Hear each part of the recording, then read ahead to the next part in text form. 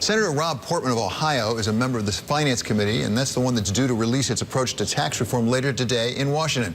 We welcome Senator Portman now from Capitol Hill. Welcome back to the program, Senator. Good to have you here. Good to be on with you again, David. So explain to us exactly what Kevin was just talking about. To what extent is the world, from your point of view, and particularly with respect to tax reform, different today than it was 2 days ago because of the elections? I think it is a little different, and I think the difference is that there should be more focus on getting stuff done. I mean, that's what people want to see the Republican majority do, and frankly, that's what they want to see Democrats do as well, including working with Republicans on cutting middle-class taxes, making our workers more competitive globally, increasing the economy, and improving wages. So I think it should help us get this done. When you bring out your approach today, how will it differ from what we're seeing on the House side, and why is there a different approach on the Senate and the House side? Well, it'll be very close and unusually close. In other words, we've worked closely with the House and with the White House to ensure that the structure is basically the same. Everyone's agreed on middle-class tax cuts. Everyone's agreed on ensuring that we do make our companies more competitive because that flows down to the workers. Everyone has agreed that we need to lower the rates on small businesses. These are the so-called pass-through companies, the LLCs, the partnership sole proprietors. So I think that structure will be the same, but you'll see some differences in the Senate bill as well, reflecting the fact that we are two different bodies and, we've gotten different input. And I think through the process, you will see the House and Senate bill eventually come together and work things out and get to the president for his desk for his signature. So one of the issues that has arisen time and again is how we're going to pay for this. And as the House has gone through their markup already, they've gone over your $1.5 trillion limit. There's a question about how you get back inside that. You were director of OMB at one point. You know how this budget works. Specifically address the state and local taxes. Where is the Senate going to come out of that? Is that essential in order to make this paid for? Yeah, on the $1.5 trillion, that will be the Senate bill. In other words, we're not going to go over that amount. And by the way, there's $44 trillion in revenue coming in roughly in the next 10 years. So we're talking about a relatively small part of that will be attributable to growth. Also, about $500 billion of that is attributable to the fact that the score we have to use, says that we can't extend current tax relief that's in place right now, including these so-called extenders like the bonus depreciation, which we always extend. So I don't think it's actually $1.5 trillion. I think it's closer to $1 trillion. And it's also based on a very conservative economic growth of 1.9%. So I feel pretty good about where we are there. But what about the state and local taxes? Is the Senate going to take a tougher position than the House, and why?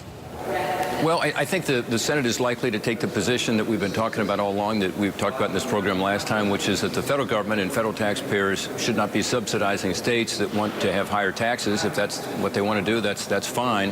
And second, I do think that if you look at state and local taxes, it's something that is relatively regressive. In other words, over 50% of the benefit goes to people making over $200,000 a year. So I think it's part of ensuring that this tax relief plan is, in fact, what we've said it's going to be, which is it's fair to everybody all through the brackets, but that the wealthy are not going to pay less than they're paying now. If it's going to be fair to everybody, Senator, would you do the same thing on the corporate side?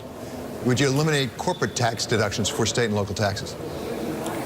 Yeah, there are plenty of, as you know, plenty of pay-fors in here. There's about actually $5.5 trillion of tax relief in this legislation, and about $4 trillion of offsets or pay-fors. And that includes on the corporate side. And this is what most economists would agree is the right thing to do, is that you broaden the base of taxation by getting rid of some of the preferences in the tax code, some of the underbrush that's grown up over the years, where thousands of pages have been added to the code, and you lower the rate to make it simpler and fair.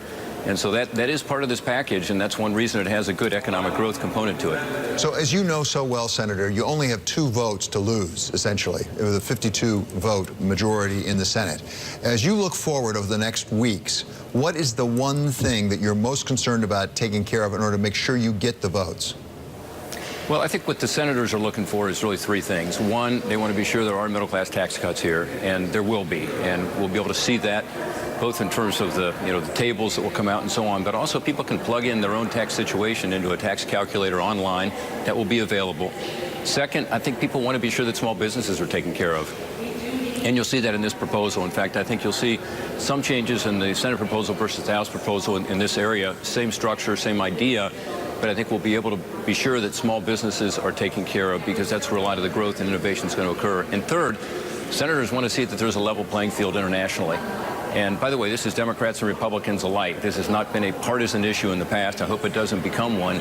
That means we've got to get our corporate rate down from the highest rate in the world among all the industrialized countries to something that's more reasonable, hopefully a little bit below the average, which is what you're going to see in the Senate, and also ensuring that you have that money that's overseas coming back into this country to invest in people and equipment and plant.